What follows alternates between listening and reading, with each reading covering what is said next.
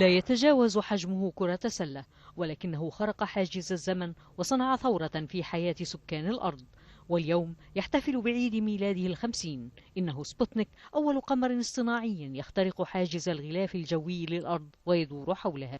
إنجاز علمي سجل للسوفييت الريادة في عصر الفضاء، وفتح شهية دول العالم للتنافس عليه، في مقدمتها الولايات المتحدة.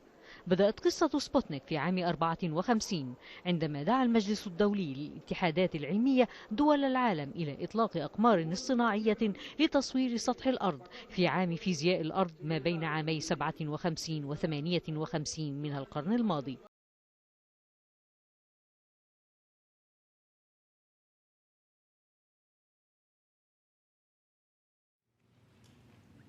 60 years ago, when the Russians beat us into space, we didn't deny Sputnik was up there. We didn't argue about the science or shrink our research and development budget. We built a space program almost overnight, and 12 years later, we were walking on the moon.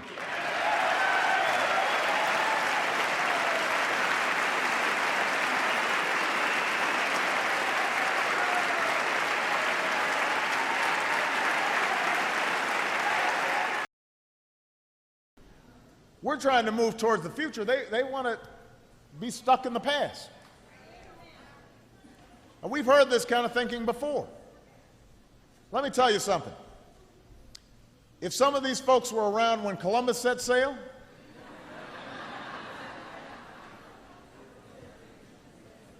they must have been founding members of the Flat Earth Society.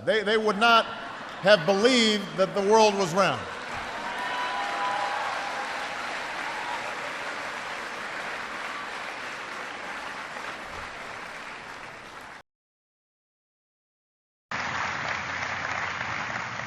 But more broadly, we've got to move beyond partisan politics on this issue. I want to be clear. I am willing to work with anybody. Republicans, Democrats, Independents, Libertarians, Greens, anybody to combat this threat on behalf of our kids.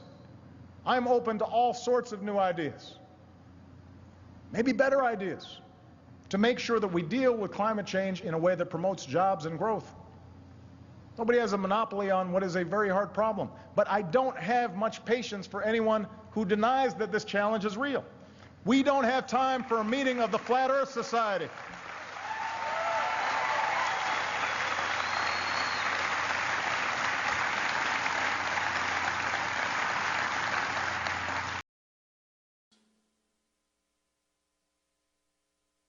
If I say that the world is round and someone else says it's flat,